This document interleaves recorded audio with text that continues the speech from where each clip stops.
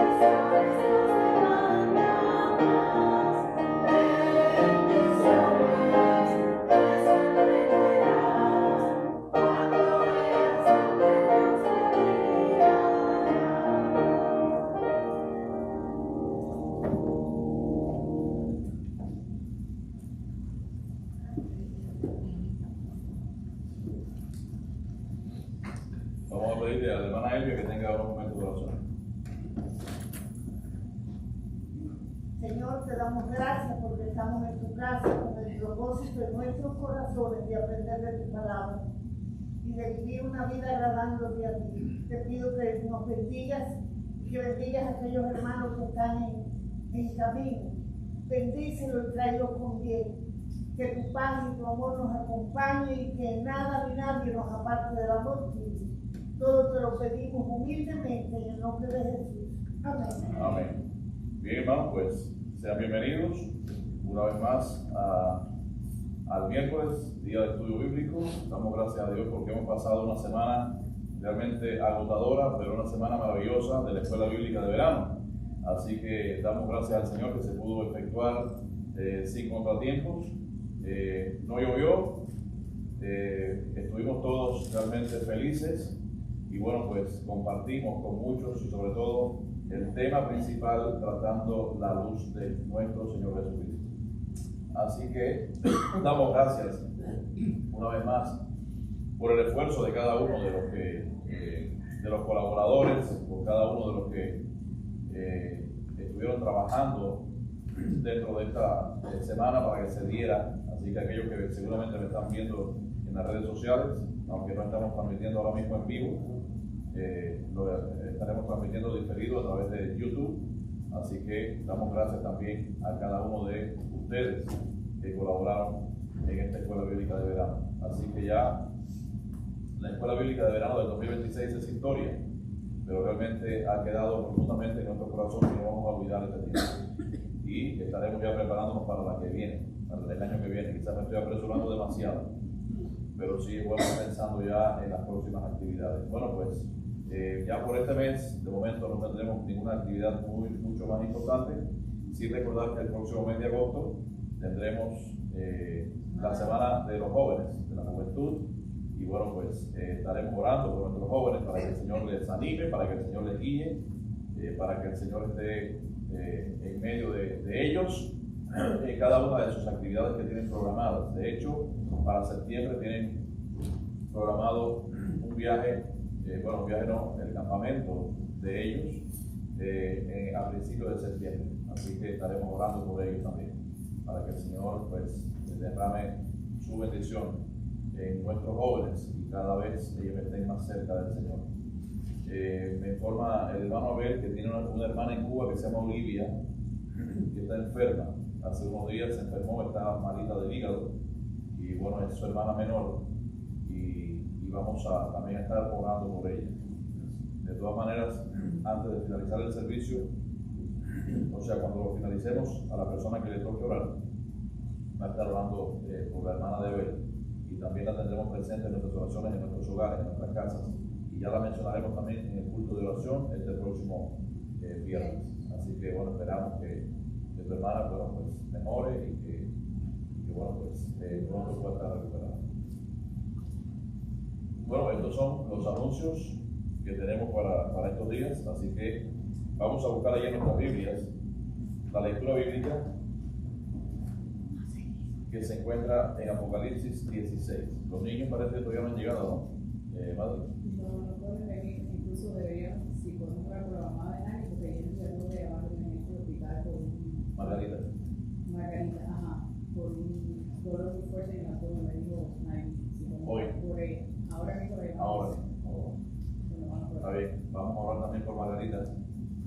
Ahora, después también que terminemos la lectura bíblica, vamos a pedir a Álida que sea la que lleve la oración, que ore por Olivia, la hermana de Abel, y que ore también por Margarita, que está con este problema. Margarita, que es la mamá de Naivi. La mamá de Naivi, que se la llevaron al hospital urgente de un dolor fuerte. Okay. Bien, vamos a ponernos en pie y vamos a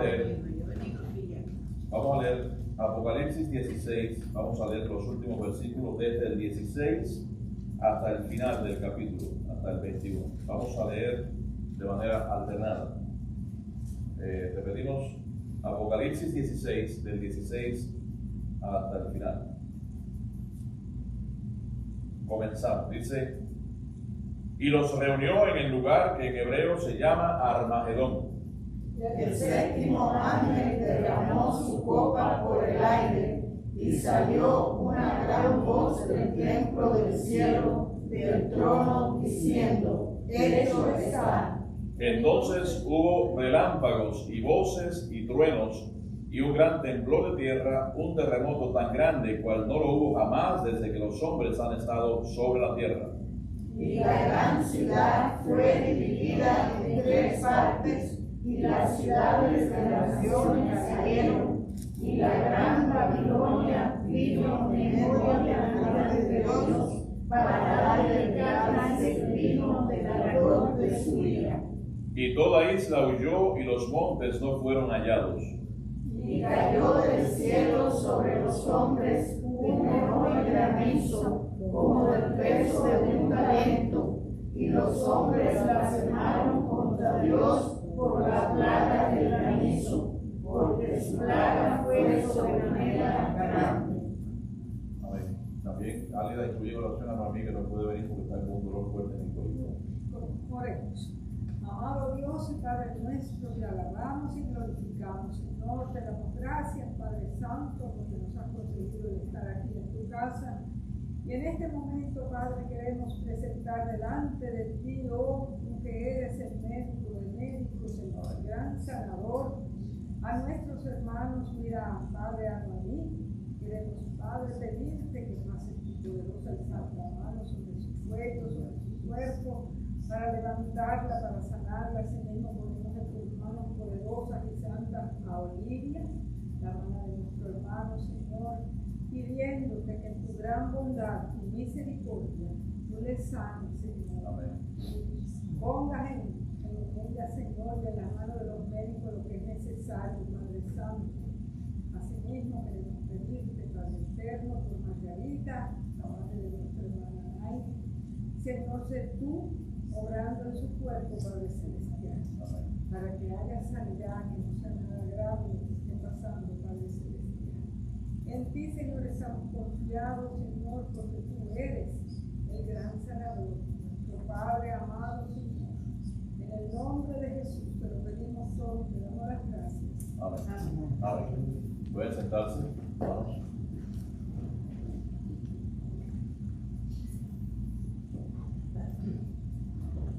Bueno, quiero hacer un pequeño resumen acerca de lo último que nosotros dimos el pasado miércoles, o sea, que pasó, no, sino hace unos 15 días. Allí estuvimos hablando acerca de, en Apocalipsis 16, del 10 al 15, esos 6 versículos, y vemos, y hablábamos del quinto ángel que derramó su copa sobre el trono de la bestia, dice la palabra, y también sobrevino una oscuridad allí total. Entonces, los versículos 10 y 11 nos describen allí, los versículos 10 y 11 que estudiamos en el pasado estudio, la agonía que estaban sufriendo, los dolores, las llagas que habían en estas personas, ¿verdad? Y ellos, en vez de arrepentirse, ¿qué hicieron? De acuerdo a los versículos 9 y 11. Bueno, blasfemaron en contra de Dios por todas estas cosas. Y el versículo 12 nos habla entonces acerca del sexto ángel. El sexto ángel que dice que derramó su copa sobre el río Éufrates.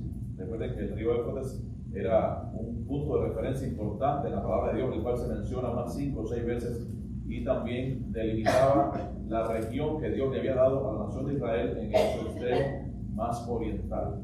Entonces también allí se habían tirado muchísimas cosas, y el río Éufrates toda la vida ha sido, de acuerdo a lo que hemos visto en el Antiguo Testamento, una referencia muy importante para la nación de Israel. De todos modos, también hablando acerca de su caudal y su importancia que tiene también para lo que es la sociedad, ¿verdad? Entonces, hablando del sexto ángel, el cual derramó su copa sobre el río Éufrates, vemos que secó las aguas de este río para preparar el camino a los reyes del oriente. No estamos hablando de los reyes, no estamos hablando de los magos, de los magos que tampoco eran reyes, eran magos.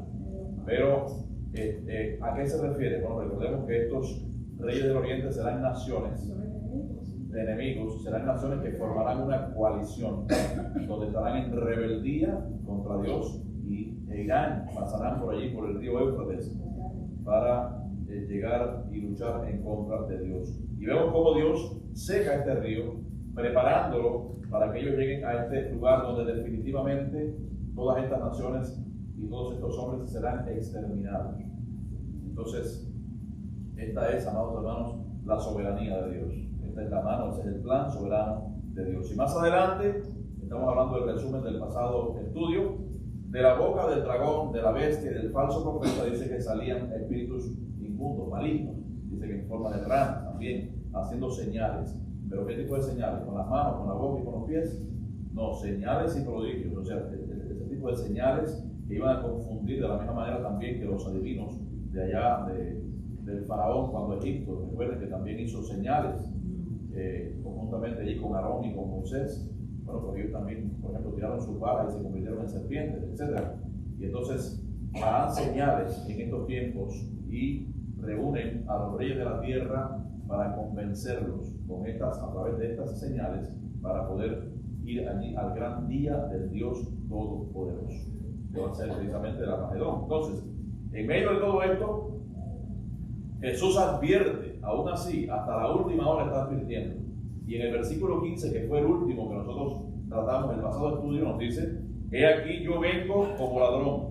Bienaventurado el que vela y guarda sus ropas, para que no ande desnudo y vean su vergüenza. O sea, es una alerta, es un llamado a estar allí alerta en medio, incluso en medio de la oscuridad y en medio del caos. Entonces, vamos a ver los restantes versículos, que hay muchas cosas interesantes para el día de hoy. Vamos a ver los restantes versículos de este capítulo, de los versículos del 16 al 21, y vamos a comenzar, ustedes van a empezar a leer. Y los reunió en el lugar que en hebreo se llama Armagedón. Armagedón. Bueno, muchos en el mundo, ni siquiera en el mundo cristiano, en el mundo fuera de lo que es la sociedad, el grupo cristiano, los miembros de la iglesia y las personas que han creído en Cristo, muchas personas han escuchado hablar acerca de la palabra Armagedón. De hecho, hay películas que se llaman Armagedón, hay documentales que se llaman Armagedón. Y bueno, pues cuando se habla de la palabra Armagedón, ¿en qué usted piensa? ¿O en qué piensa la gente? El fin del mundo, un desastre, es sinónimo de destrucción soberana, destrucción total, finalización, ¿verdad? Hasta cierto punto no le falta razón, porque Armagedón en primer lugar, recuerden que es el nombre del monte Megiddo, por eso es que viene ahí Armagedón. Entonces, monte Megiddo es de donde viene esta palabra. Ahora, ¿dónde está el monte Megiddo? Bueno, el monte Megiddo está aproximadamente a unos 95 o 100 kilómetros aproximadamente hacia el norte de Jerusalén. Está Jerusalén, la ciudad santa, y ahí entonces hacia el norte 96 kilómetros. Y esta batalla se va a efectuar, la batalla de Armagedón, cerca del monte Megiddo. No va a ser en una montaña, porque la palabra de Dios habla de planicie, pero también allí al lado del monte Megiddo hay unas planicies inmensas. Ahora, este lugar tiene un significado histórico específicamente para el Antiguo Testamento. ¿Por qué?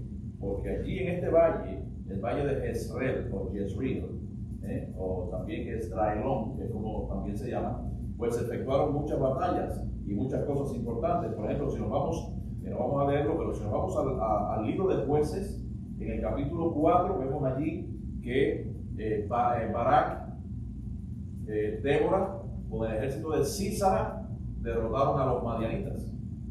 A los cananeos. Exactamente, a los cananeos. Entonces, a los madianitas los derrotó Gedeón, un poquito más adelante, en Jueces, en el capítulo 7.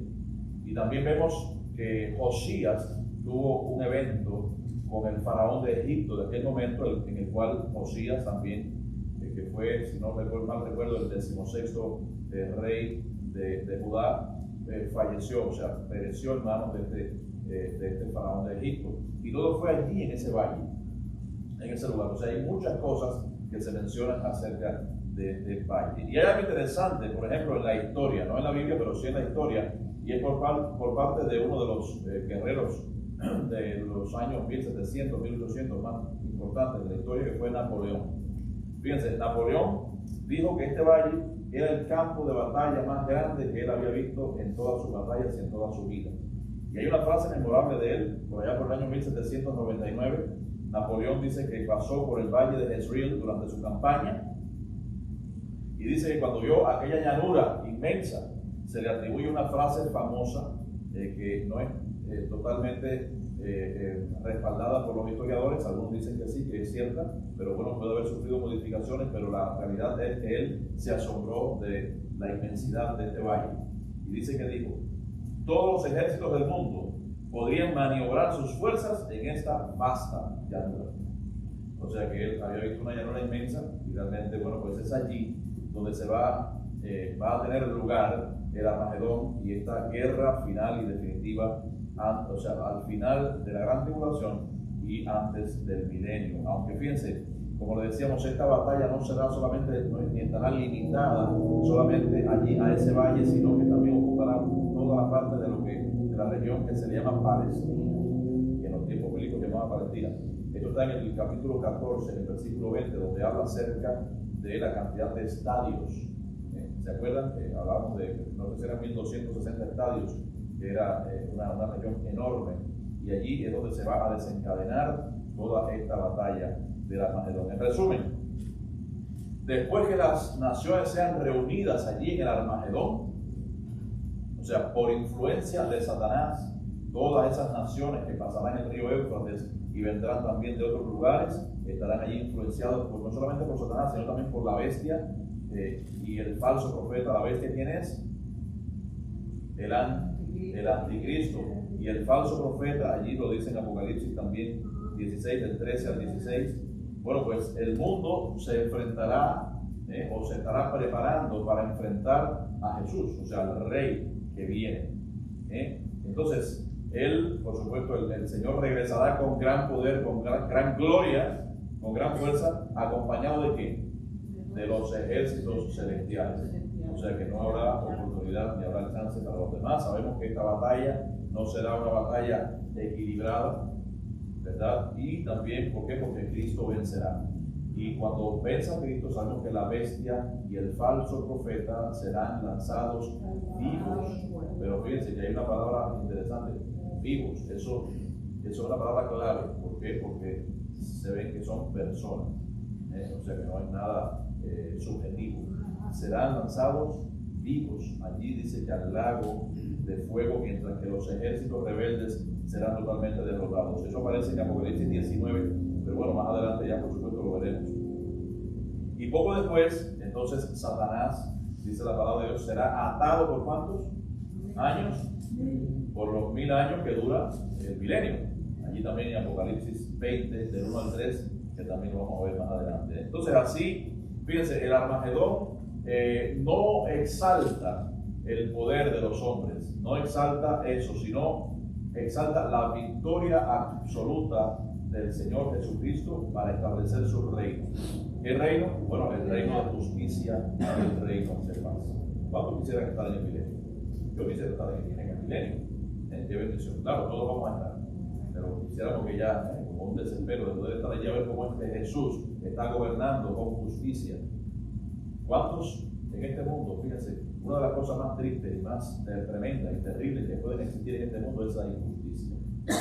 La injusticia te oprime el corazón, ¿verdad? Cuando tú ves una injusticia, te sientes pequeño. ¿Por qué? El corazón se te aprieta. Se te aprieta, ¿verdad? ¿Por qué? Porque tú no puedes hacer nada. Entonces, por eso es que la palabra de Dios, yo insisto, hermanos, en esto. Cuando vemos las grandes injusticias de este mundo, solamente tenemos que ir a Filipenses 4, 6 y 7. Por nada estéis preocupados. Por nada. Vemos las injusticias, vemos la impunidad. Cuando se cometen delitos graves y cuando no se realiza, no se hace nada. Vemos en el Medio Oriente hombres de 30 años casados con niños de 10, de 12 años. Y eso es una fiesta nacional y lo aprueban, hermanos. Eso aprieta el corazón, realmente. Entonces si uno fuese o uno estuviese en el lugar de Dios, lo primero que uno piensa es fulminar a todas esas personas, a toda esa gente, ¿verdad? Tremendo. Pero ¿qué pasa? Que Dios tiene sus propósitos y los propósitos de Dios son más allá de lo que nosotros podemos pensar, son propósitos eternos. Entonces tenemos que darle lugar, dice, a la ira y a la venganza y a la justicia de Dios, y no tomar la venganza por nuestras propias manos, sino orar realmente por todas esas situaciones terribles que nosotros vemos y que Dios permita que en nosotros haya ese futuro de esperanza, esa mentalidad totalmente diferente. Entonces, esto es el Armagedón. Lo que va a ocurrir es una batalla que va a ocurrir entre las fuerzas del mal, que son reinos terrenales, respaldados por Satanás, por la bestia y el falso profeta, y los ejércitos celestiales comandados por nuestro Señor Jesucristo. No habrá oportunidad, no habrá oportunidad. Habrá realmente muerte y destrucción final. Vamos a ver el versículo 17. El séptimo ángel derramó su copa por el agua, por el aire, salieron una gran voz de cielos, del trono, diciendo: Hecho está. ¿No recuerdan alguna frase parecida? Sí, consumado es. Son dos palabras parecidas, aunque en el griego son diferentes, porque cuando Jesús dijo consumado es no me acuerdo, telesterón, algo así, no recuerdo exactamente la palabra hebrea, y la palabra griega, y la palabra ahora hecho está es un poquito diferente, vamos a ver cómo se llama más adelante.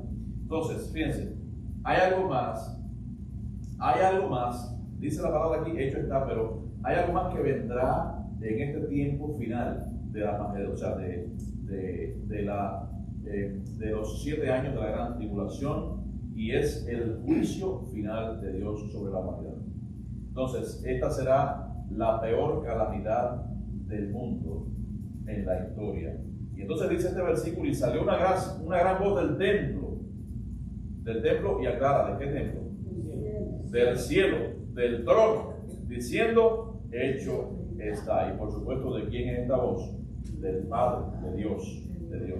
Hecho está. Bueno, la palabra en griego es yegonen, o sea, yegonen es la palabra, y también se puede traducir como ya está todo realizado, o sea, ha sido hecho, y no solamente ha sido hecho, sino que la idea es que ya quedará definitivamente hecho. O sea, quiere decir que la ira de Dios está consumada en lo que respecta al periodo de la gran tribulación. Ahí se va a acabar ese periodo, después de la victoria del Armagedón, se acabará el periodo de la gran tribulación. Hermana Álida, léame el 18. Entonces hubo relámpagos, voces, truenos, un gran temblor de tierra, un terremoto tan grande cual no lo hubo jamás desde que los hombres han estado sobre la tierra. Ahora fíjense, cuando el séptimo ángel derrame esta copa, Dios marcará la culminación de su ira. ¿Con qué?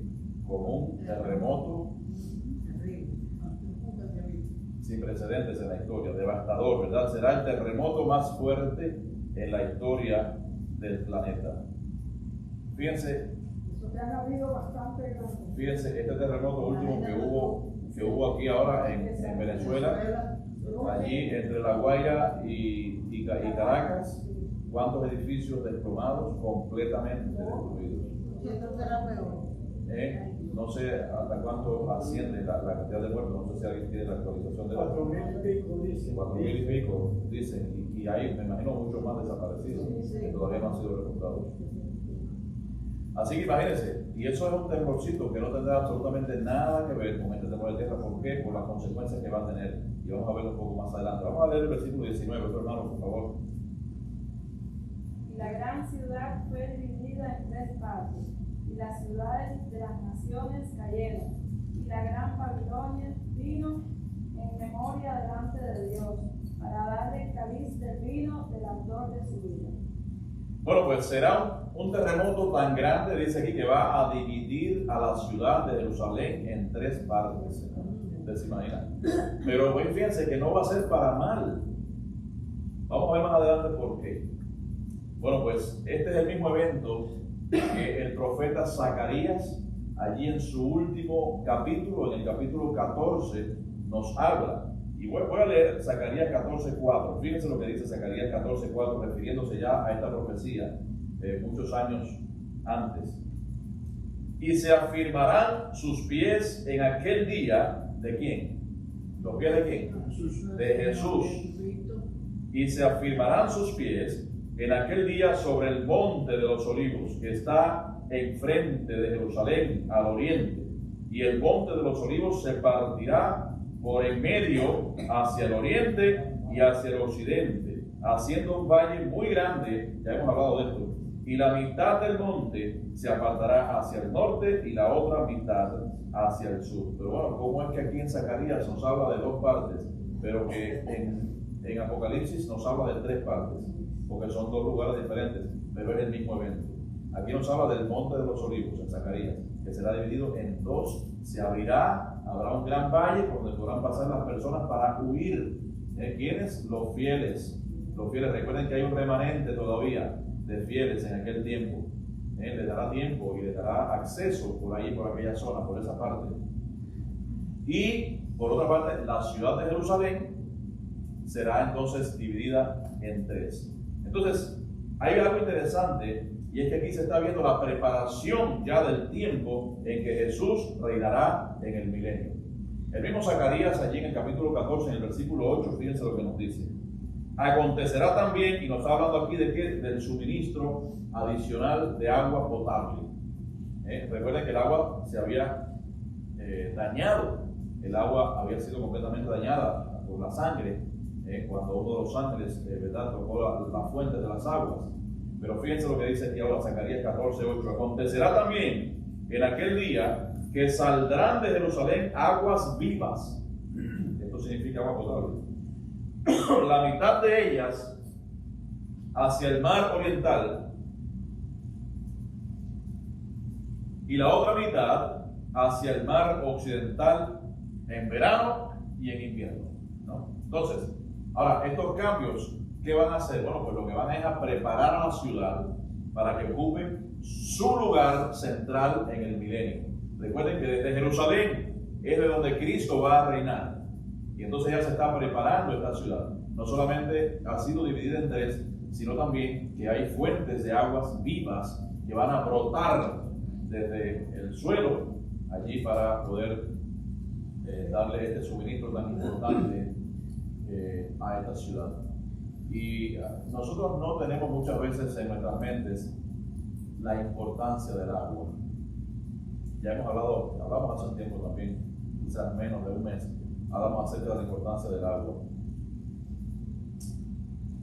A mí se me estrujaba el corazón hace 2 días, hablando con Cuba, en una iglesia donde una de las hermanas que está al frente de la iglesia allí, en el liderazgo, me decía que había una hermana también que pertenece a la comisión del púlpito, y yo le pregunté entonces para que me dieran un teléfono de un pastor, que necesitaba yo hablar con él, y me dice, bueno, quien tiene el teléfono es fulana de tal, pero ella no te lo puede, o sea, no te lo puede suministrar ahora porque está lavando. Ah, bueno, está bien. Dice, no, tuvo que ir al río a lavar, porque en Cuba no hay corriente, en Cuba no hay agua. Y yo sé que desde el lugar donde ellos viven hasta el río son como quizás 1 milla, 2 millas, una milla y pico, sí, más o menos, 2 kilómetros aproximadamente. ¿Ustedes se imaginan eso, no? Una madre de familia que tenga que ir caminando porque no tienen transporte, vamos a suponer que también tengan transporte, pero tienen que ir 2 kilómetros, 1 milla y media, un poco más, a lavar al río. ¿Saben cuándo se vio eso? ¿En qué tiempos se vio eso? Y lo que está sufriendo el país. O sea, la necesidad, amados hermanos, del agua, que es tan importante. Nosotros no nos damos cuenta porque abrimos la llave y ahí mismo tenemos agua toda la que queremos. Abrimos la ducha, tenemos todo el agua que queremos también, ¿verdad? Vamos al patio y encendemos los sprinklers y ahí en el pozo también y donde quiera. Nosotros no tenemos problema con eso. Pero si hay una cosa vital para la humanidad, es el agua más importante que la corriente. Porque usted puede vivir sin corriente, pero usted no puede vivir sin agua. Exactamente. Entonces, por eso exacto. Por eso es que la palabra de Dios le da tanta importancia al agua y la compara con quién, con el agua viva, ¿verdad? Con nuestro Señor Jesucristo. Entonces aquí nos habla de estas aguas que saldrán de Jerusalén. Allí dice aguas vivas, la mitad de ellas hacia el mar oriental y la otra hacia el mar, y la otra mitad hacia el mar occidental en verano y en invierno. Entonces, como le decíamos, recuerden que la ciudad de Jerusalén es la única ciudad que no sufrirá todos estos cambios y todo este caos, y es la única ciudad que será librada del juicio. No vamos a leerlo ahora, pero para que lo tengan presente, eso está presente en el primer libro de Crónicas 23:25, en el Salmo 125:1 y en Miqueas 4:7. Así que esos son los versículos que tomamos referencia para saber que Jerusalén no va a ser víctima de ese juicio ni de ese sufrimiento.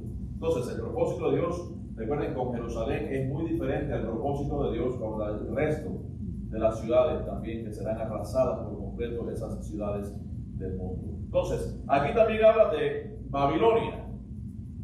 Ya hemos hablado también acerca de Babilonia y lo que representa Babilonia. Entonces, se entiende que Babilonia sería la capital del imperio del anticristo. Entonces, recuerden que esta recibirá un derramamiento especial de la ira de Dios, la cual está profetizada allí también en Isaías 13. Nos habla acerca de esto. Entonces, hay algunos autores que creen que en vez de ser la capital del imperio del anticristo, ¿verdad?, toda esa coalición también de naciones y también de sistemas del mundo.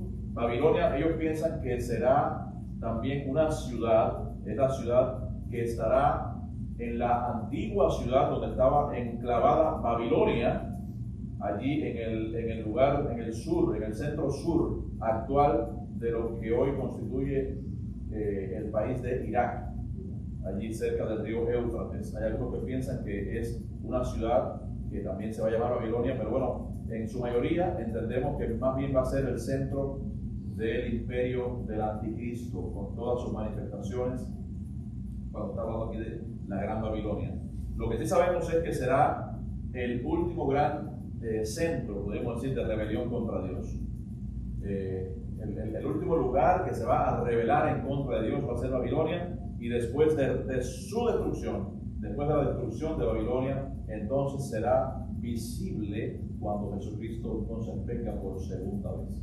Ahí es cuando ya la destrucción de este imperio babilónico sea manifestado y sea completado, entonces vendrá el Señor Jesucristo, donde dice la palabra de Dios que todo ojo le verá, todo ojo le verá. Recuerden que Cristo nos va, o sea, vendrá en el arrebatamiento al principio de la gran tribulación, o sea, antes de comenzar la gran tribulación, y el arrebatamiento de la iglesia marcará el comienzo, el mismo primer día de la gran tribulación. Y al final de la gran tribulación, de los 7 años de la gran tribulación, entonces Cristo vendrá visiblemente para todos, para el mundo entero. Vamos a ver el versículo 20.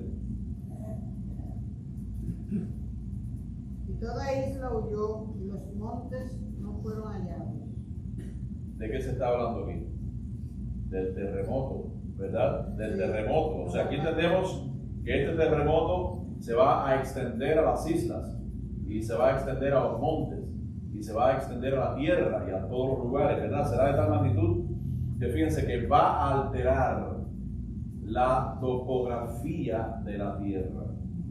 De tal manera que yo estaba imaginándome, cuando estaba estudiando esto, estaba imaginándome que entonces los planos y los mapas actuales pues ya no van a servir. ¿Por qué? Porque se va a modificar la estructura geográfica de las naciones.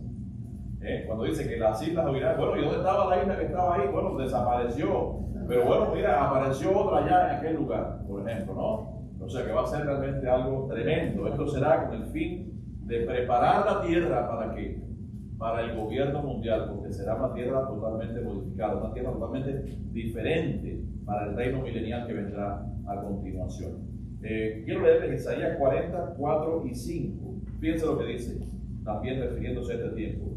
Todo valle sea alzado, y bájese todo monte y collado, y lo torcido se enderece, y lo áspero se allane, y se manifestará la gloria de Jehová, y toda carne juntamente la verá, porque la boca de Jehová ha hablado.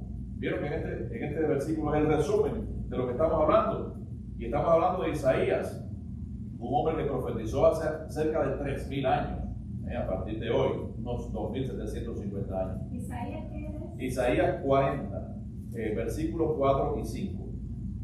Vaya bien en el capítulo 6 del Apocalipsis, que dice aquí y el cielo se desvaneció como un pergamino que se enrolla, y todo monte y toda isla se removió de su lugar.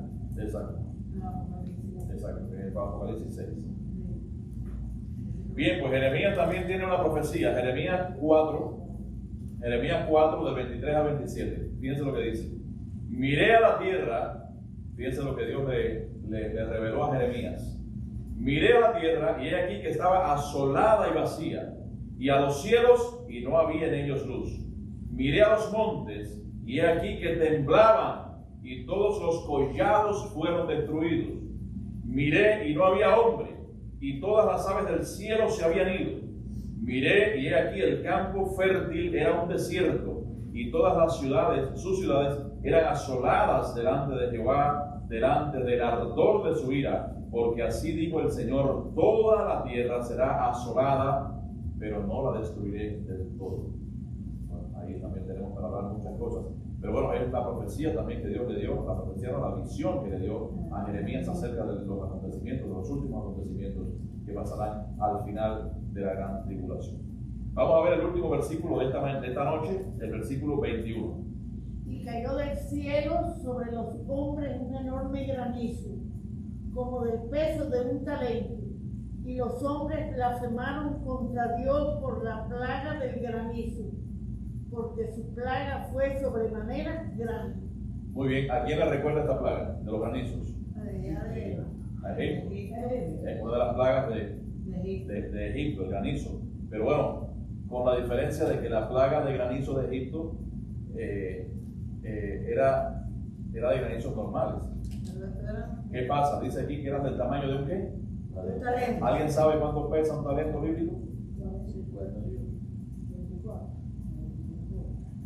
75 libras. O sea, imagínense ustedes un granizo de 75 libras. Los que han ido a Cuba, que les permiten llevar un maletín de 70 libras, ustedes casi no lo pueden cargar. Bueno, pues póngale 5 libras más. 75 libras. Imagínense ustedes. Entonces, el hecho de que estaban cayendo esos granizos, ¿qué es lo que indica? Bueno, pues los desajustes atmosféricos que estaban existiendo, ¿verdad? La atmósfera, que en ese tiempo en la atmósfera habrán grandes convulsiones, podríamos decir, grandes transformaciones y cambios totalmente sin precedentes en la historia. Aún así, vemos que a pesar del castigo, ¿qué hicieron los hombres? ¿Se arrepintieron? Blasfemaron, dice la palabra de Dios. Continuaron blasfemando contra Dios por esta plaga última que habían tenido. Y bueno, pues hasta aquí el estudio de hoy. Hay quizás muchas preguntas y respuestas también, pero quiero decirles que el próximo miércoles estaremos estudiando acerca de la gran ramera, dice aquí. La gran ramera, Babilonia, simbolizando que el sistema religioso y político que se opone allí a Dios, y no solamente veremos a la gran Babilonia destruida, sino también que veremos muchas más cosas muy importantes, así que vamos a dejarlo para el próximo miércoles. De todas maneras, si usted tiene alguna pregunta o algo que señalar de lo que hemos estudiado hasta ahora, pues me lo puede decir. Deme la cita bíblica que usted dio ahorita de Jeremías. Sí, Jeremías 4, 23 al 27. Está bien, gracias. De nada. Sí, ¿alguien más iba a hablar? Hermano Manuel. No, que en relación a la gran ramera, algunos pastores dicen de que se trata de la Iglesia Católica por aquello que dice que es la madre de todas las rameras. Y una iglesia que es ramera es aquella que distorsiona la doctrina de Cristo. En eso se puede considerar. Sí, ya habíamos hablado de eso. No sé si usted estuvo en el estudio cuando hablamos acerca de ello. No estuvo. Hablamos ya de ello. Que hay algunos que piensan que es la Iglesia Católica, no les falta razón, pero que no solamente la Iglesia Católica es la gran ramera de la cual habla la palabra de Dios. No la podemos encasillar solamente en la Iglesia Católica, sino en el sistema mundial que va en contra de Dios y en rebeldía. Y estamos hablando de todas las ideologías que hay en el mundo, diferentes a la ideología bíblica.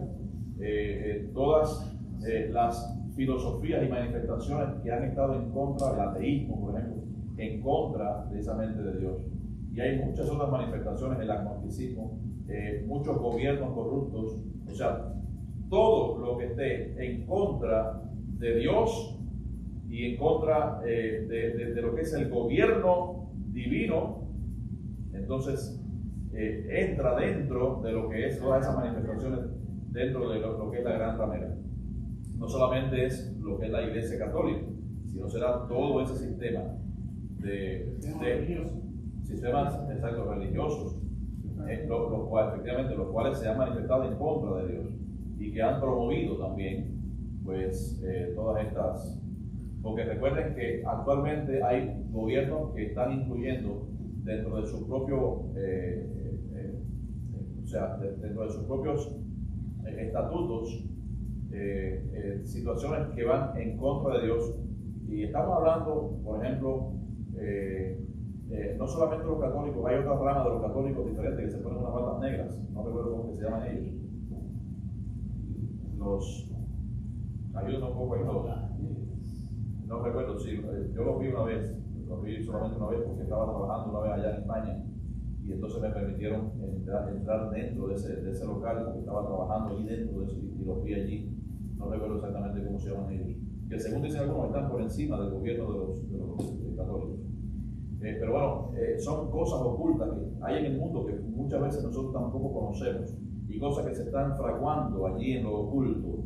¿Por qué? Porque Satanás está respaldando este gobierno mundial y lo está manipulando. ¿Para qué? Para ponerse en contra de todo lo que se llama Dios, para ponerse en contra de todo lo que se llama Jesús y para preparar, porque el diablo sabe que le queda poco tiempo y está preparando el mundo. ¿Para qué? Precisamente para engañarlo con estas señales que hablaba aquí, todas las señales, preparando al mundo para qué? Para definitivamente ir en contra de Dios en esta última guerra, que es el Armagedón, porque realmente Satanás piensa que va a provocar con su batalla, va a provocar y va a hacer daño, cosa que por supuesto sabemos todos nosotros los cristianos que no va a poder provocar ningún daño, pero bueno, eso van a ser sus últimas. Entonces el mundo se está preparando políticamente y sobre todo religiosamente en este mundo para que engañando a las personas con todas estas filosofías y todas estas cosas que son contrarias a la palabra de Dios y todo este sistema mundial que es lo que la palabra de Dios menciona como la gran Babilonia, la gran ramera. Pero bueno, eso que usted dice tiene mucho significado, mucha importancia.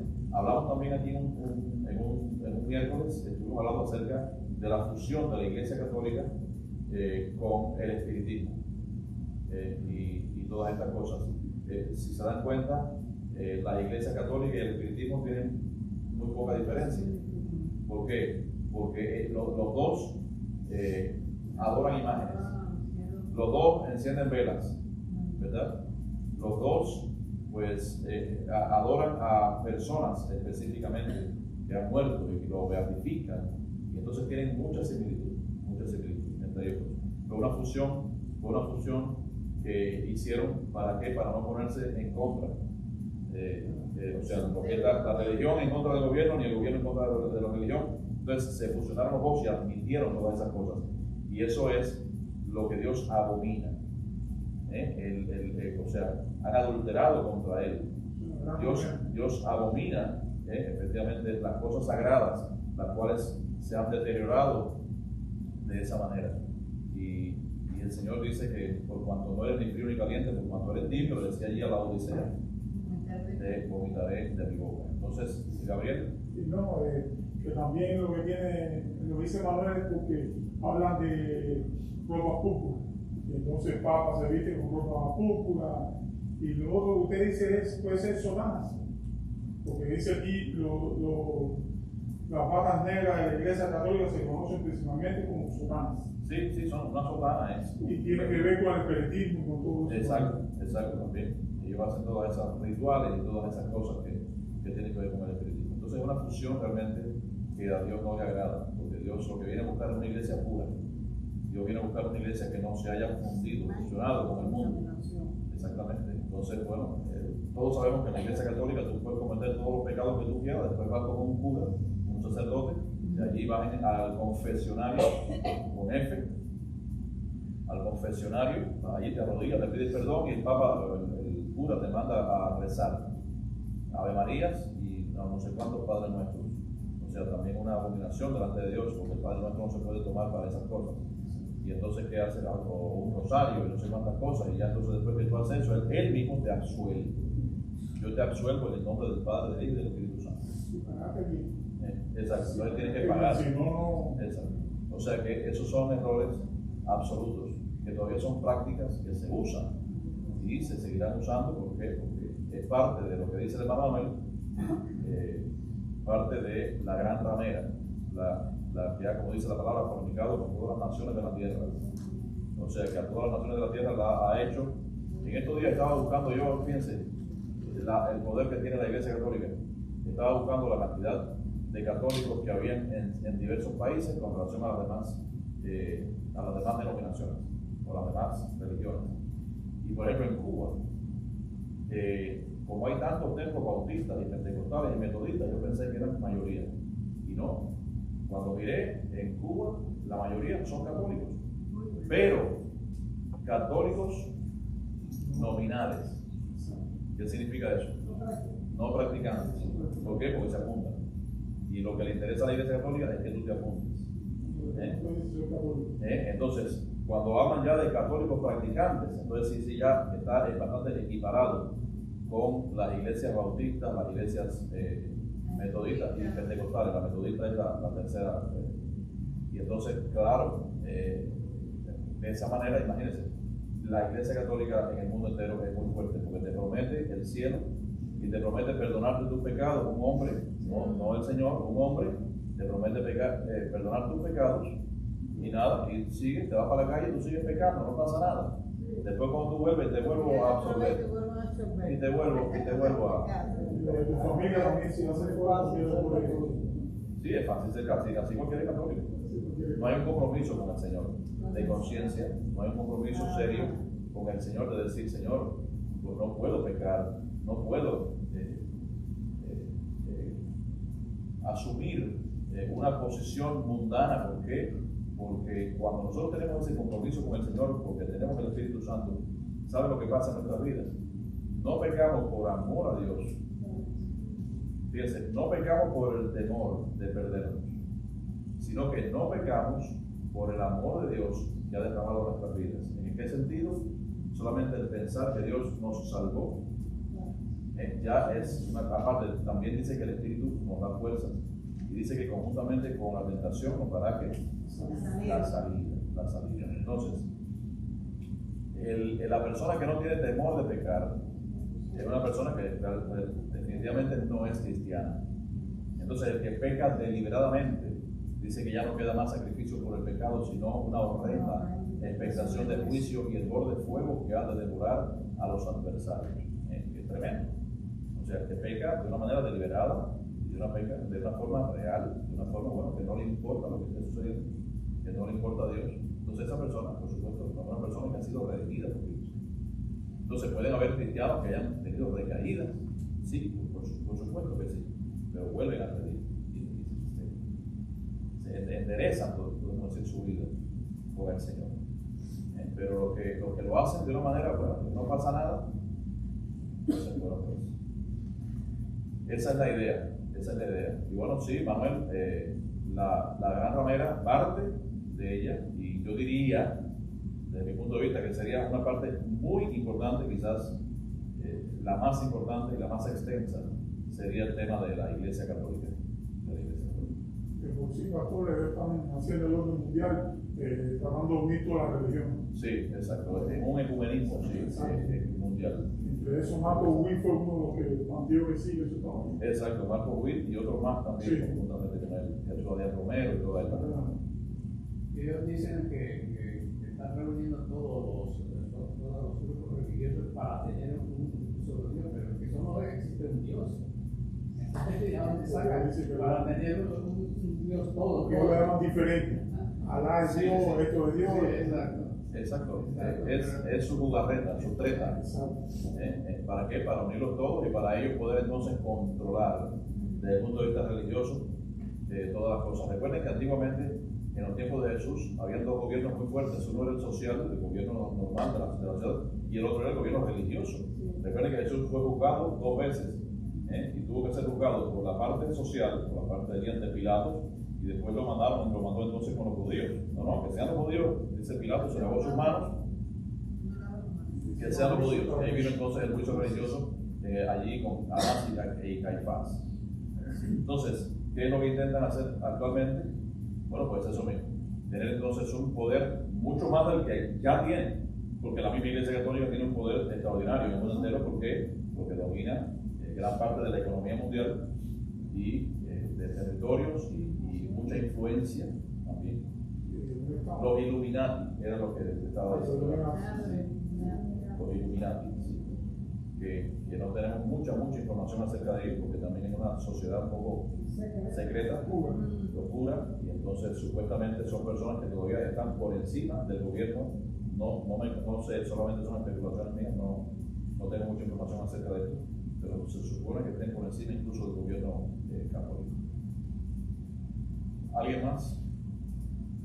Bueno, la otra cosa que me ha puesto bastante ansiosa, podría decir, es viendo la situación de ahora, de hoy en día, de la guerra con Irán y Israel, y los enemigos alrededor de Israel. Me di cuenta de que en este gobierno ha habido más apoyo hacia Israel que en el gobierno anterior. Sí. Bueno, el mismo presidente, yo vi un título que decía, el presidente Trump, de que si no fuera por él dice de que Israel estuviera perdido. Si no fuera por Dios. Sí, exacto, ¿no? Pero bueno, Dios usa a personas para apoyar. Pero lo ponen de una manera como que si tal había la posibilidad de que Israel dejara de existir, pero entonces no se iba a cumplir la profecía del último tiempo. Sí. A Entonces, ver. Sí, dígame. entonces al punto que voy yo es viendo la cooperación del gobierno americano en proteger a Israel en este tiempo de conflicto. Yo me pregunto, ¿a dónde queda la acción de Israel o la influencia o mejor dicho, de los Estados Unidos y digamos la potencia de la OTAN, que están unidas también con los Estados Unidos? ¿Dónde va a quedar si existiera alguna influencia en el final de los tiempos, digamos por la guerra de Armagedón? Yo no veo de que las potencias europeas y Estados Unidos están inmiscuidas en ese conflicto como para decir, le vamos a ayudar a Israel.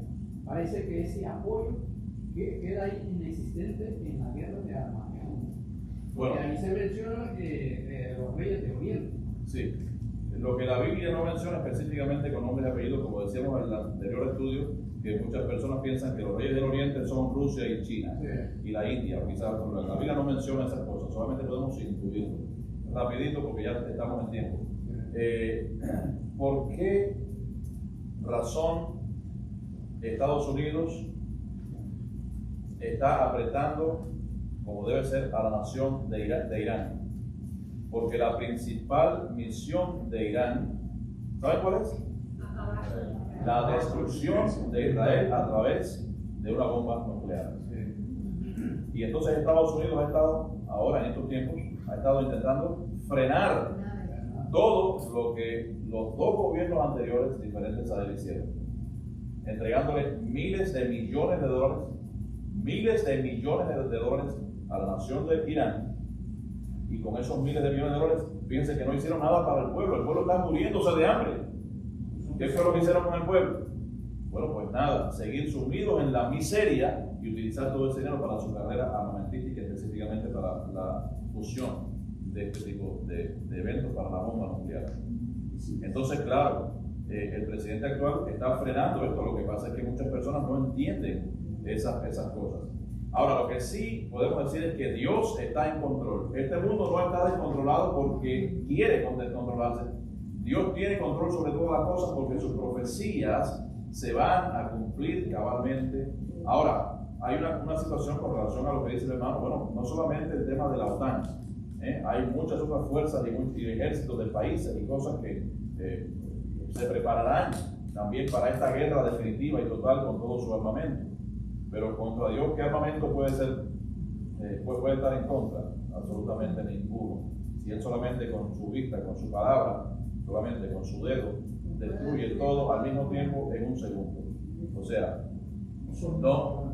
Exacto. Entonces, la Biblia no menciona, solamente podemos tener pensamientos y, como decimos, especulaciones acerca de todas estas guerras y todas estas cosas que se podrán, que se visualizan en este futuro. Sí,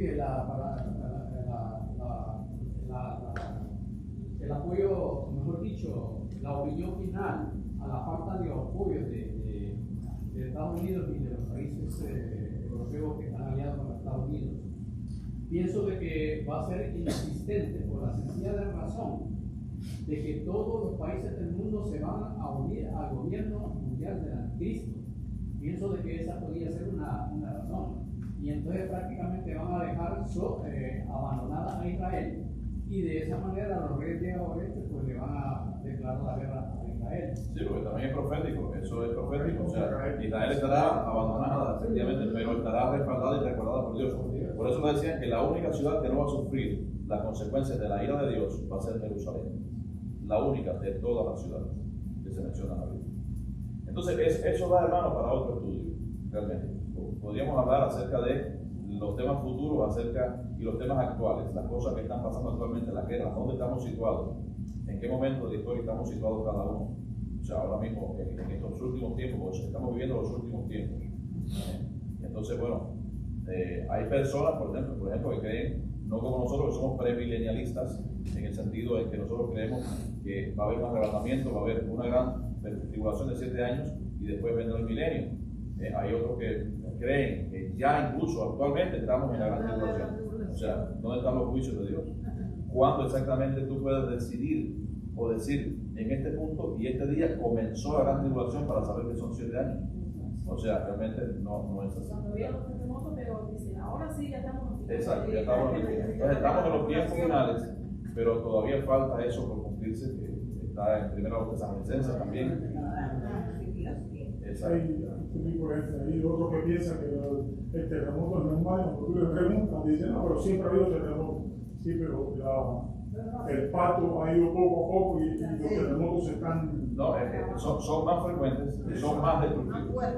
Cuando se acerca a luz la persona, Exacto. Los dolores de parto, más repetitivos. los dolores de parto son más Él habla claro, pero dice todavía no es el fin. En Mateo 24.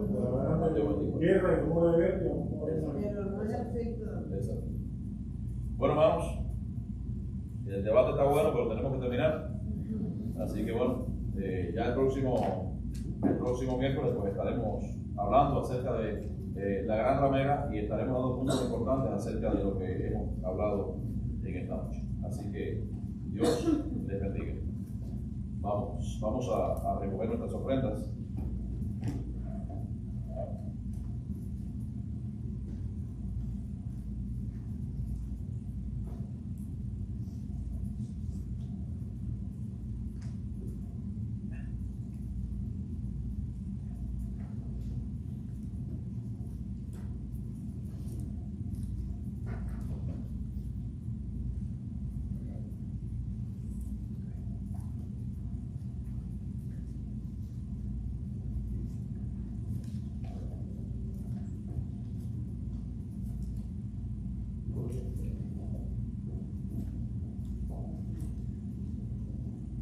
Vamos a cantar el himno 325.